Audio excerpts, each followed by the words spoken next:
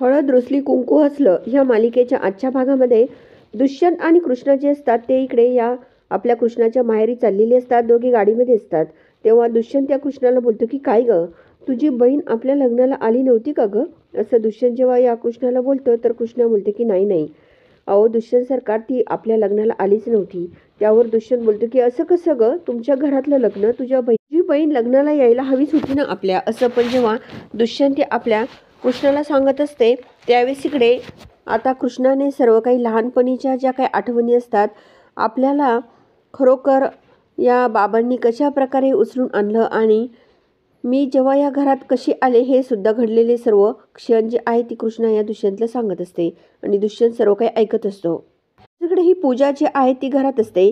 ती बोलते की अरे यार, मी तर इथेच ठेवलं होतं आणि कुठे गेलं, माझं सनस्क्रीन संपलंय आणि मी तर आणलं होतं परंतु सापडेना मला. असं ही पूजा जी आहे ती या भक्तीला सांगत असते.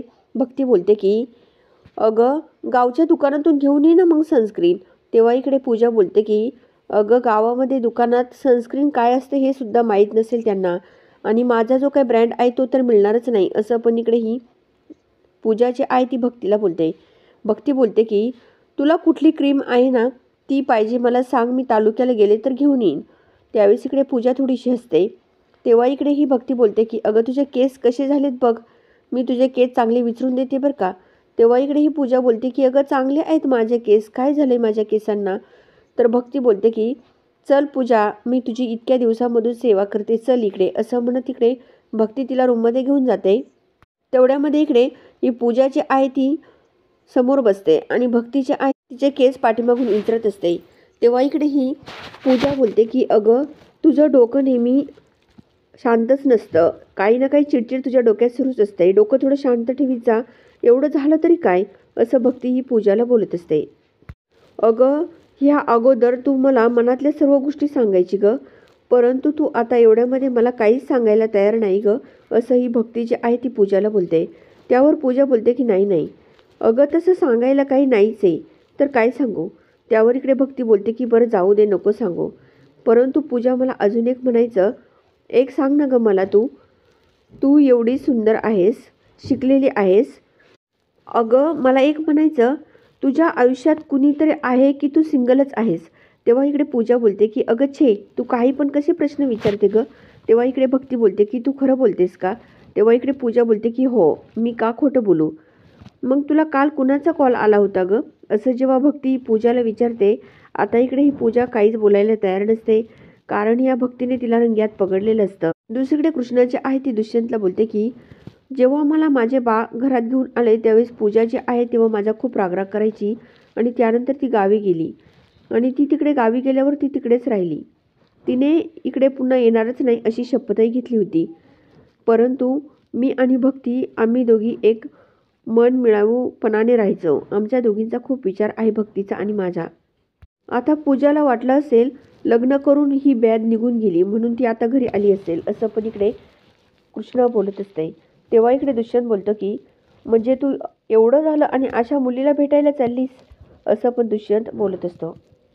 ज्या मुलीला तू डोळ्यासमोर आलेलंही चालत नाही तिच्यावर तुझं एवढं प्रेम. असं पण दुष्यंत जो आहे तो कृष्णाला बोलतो. कृष्णा बोलते की शेवटी प्रेमाचं असंच असतं दुष्यंत सरकार, समोरच्याला मान्य नसलं तरी पण आपण त्याच्यावरचं प्रेम जे आहे ते कमी होऊन द्यायचं नाही, आपण प्रेम करतच राहायचं त्याच्यावर. असं पण जेव्हा कृष्णही बोलत असते तेव्हा दुष्यंत जो आहे तो कृष्णाकडे बघतो. तोपर्यंत आपण आपला पाडा जो आहे तो गिरवतच राहायचा. असं पण ही कृष्ण बोलत असते. कृष्णा जी आहे ती इकडे दुष्यंतकडे बघते. आपली भक्ती पूजाला पुन्हा बोलते की अगं तू प्रेम करायला लागली वाटतं, मग तू कशासाठी हे लपवते. तेव्हा इकडे ही पूजा बोलते की हे बघ कसं आहे, मी माझ्या प्रेमाबद्दल जर सांगितलं तर तुमच्या पायाखालची जमीन सरकेल. असं पण ही पूजा बोलत असते. तेव्हा इकडे ही लगेच भक्ती बोलते की काही प्रॉब्लेम आहे का, काही बेताची परिस्थिती आहे की तो कमवत नाही. तेव्हा इकडे पूजा लगेच बोलते की लाखात एक आहे, खूप मोठ्या संपत्तीचा मालक आहे तो. असंही पूजा बोलत असते. तर भक्ती बोलते की नाव काय आहे सांग ना गं त्याचं मग. आता पूजा थोडीशी असते. मध्ये इकडे ही कृष्णा आणि दुष्यंत दोघे इकडे या आपल्या कृष्णाच्या माहेर आलेली असतात. कृष्णा जेव्हा तिथे अंगणामध्ये येते तेव्हा गाडीमध्ये बसून ती पूर्ण घरचे आहे ते बघते आणि खूप खुश झालेली असते. त्यानंतर दुष्यंत जो आहे तो कृष्णाकडे बघतो आणि दोघे आता गाडीच्या खाली उतरतात. नंतर इकडे दोघे गाडीच्या खाली उतरतात. आता ही कृष्णाची आई ती आतमध्ये जाते.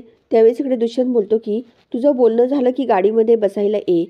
त्यावेळेस इकडे ही कृष्णा आता पूजाला खूप मोठ्याने पूजा मी आले ग असं आवाज देऊन सांगत असते. आपला दुष्यंत जो आहे तो गाडीमध्ये जाऊन बसतो ना. ह्या दुष्यंतच्या मनात काय येतं काय माहीत. तो लगेच पुन्हा गाडीच्या खाली उतरतो, मोबाईल हातात घेतो आणि इकडे कृष्णाच्या पाठीमागे जातो. कृष्णा ही पूजाकडे आतमध्ये येते आणि तिला मिठी मारते आणि लगेच बोलते की अगं तुला भेटायला आले ग मी पूजा असं म्हणत इकडे कृष्णाने या पूजाला मिठी मारलेली असते. आणि ही पूजा जी आहे ती खूप रागाने कृष्णाकडे बघत राहते. भक्ती त्यांच्या दोघींकडे बघत खूप हसत असते. नंतर इकडे कृष्णा या पूजाला बोलते की कशी आहेस ग तू. त्यावेळेस इकडे ही पूजा जी आहे ती नुसती बघत असते. त्यावेळेस कृष्ण बोलते की अगं तू आल्याची समजलं आणि लगेच तुला भेटायला आले. ते बघ मी कुणाला भेटायला घेऊन आले तुला असं. पण ही कृष्णा जी आहे ती आपल्या दुष्यंतकडे पाठीमागे बघते. आणि आता ह्या पूजाला तर खूप मोठा धक्का बसलेला असतो.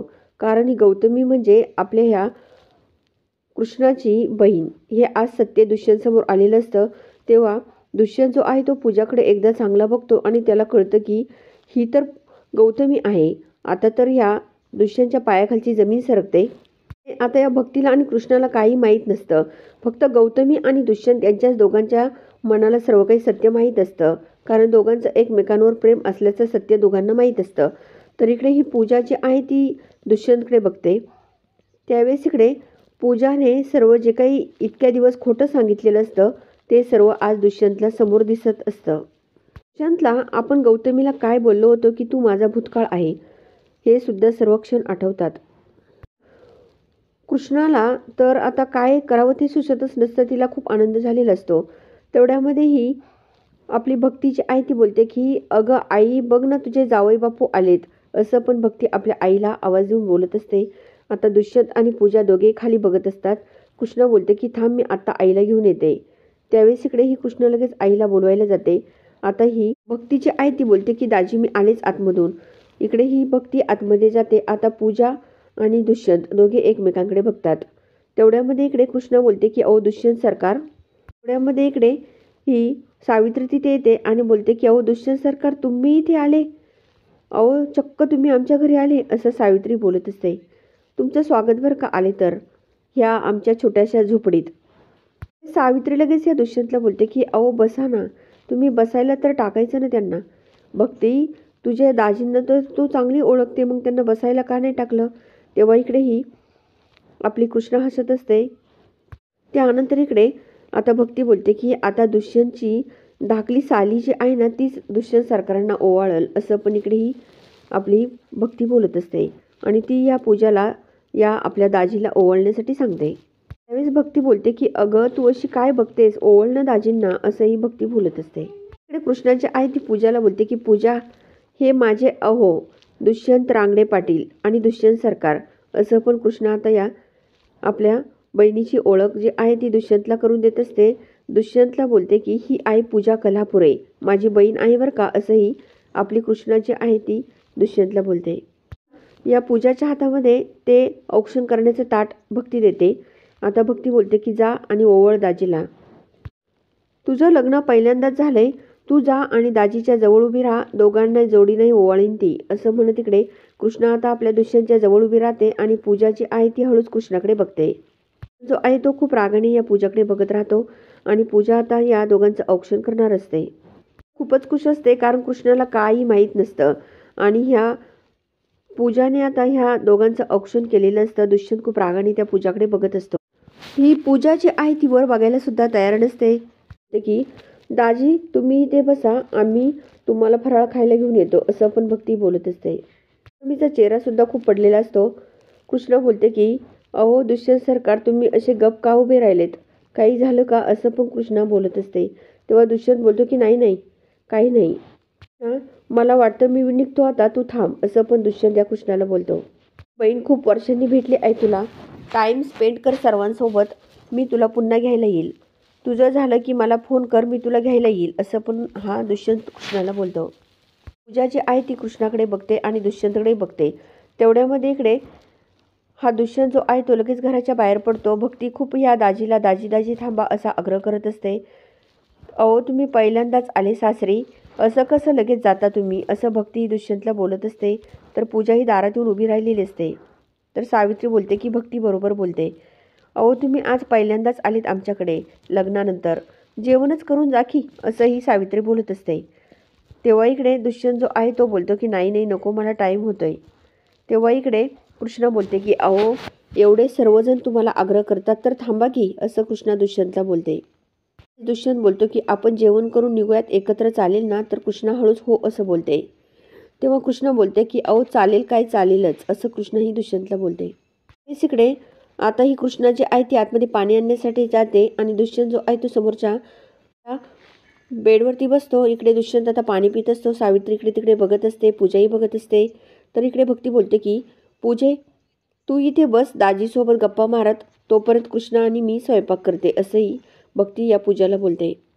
इंग्रजीवाले त्यांची चांगलीच गट्टी जमन, असं कृष्णाही बोलत असते. जो आहे तो ह्या पूजाकडे खूप रागाने बघत असतो. सावित्री त्यांच्या दोघांकडे बघत असते. आता ह्या दुष्यंतला पूजाचा खूपच राग आलेला असतो बरं का, कारण तिने सर्व काही सत्य या दुष्यंतला अगोदर खोटं बोललेलं असतं. तेव्हा सावित्री बोलते की अहो गप्पा कशाला पाहिजे, तू दुकानामध्ये जाऊन थोडीसं दही घेऊन ये, आपण कढी करू यात जावयांसाठी, असंही सावित्रीला बोलत असते. ठीक आहे जाते मी दुकानात. त्यावेळेस इकडे ही आपली भक्ती आता सावित्रीला आवाज देते. त्यावेळेस इकडे सावित्री पुन्हा या पूजाला बोलते की जा दुकानात तू. ती आणि कृष्णाच्या आई त्या इकडे स्वयंपाक बनवत असतात. आता इकडे भक्ती बोलते की तुला स्वयंपाक जमतो का आता? तेव्हा कृष्णा बोलते की हो जमतो बाई आता. अगं माझ्या एका शब्दामुळे बघ पूजाला भेटायला घेऊन आलेत मला, असंही कृष्णाची आई ती भक्तीला सांगते. मित्रांनो नेमकं आता पुढे होणार तरी काय हे बघणं सुद्धा खूप इंटरेस्टिंग असणार आहे. तर हळद रुसली कुंकू हसलं ह्या मालिकेचे डेली अपडेट मिळवण्यासाठी आपल्या चॅनलला जरूर सबस्क्राईब करा, लाईक करा आणि व्हिडिओ बघितल्यामुळे अगदी मनापासून धन्यवाद.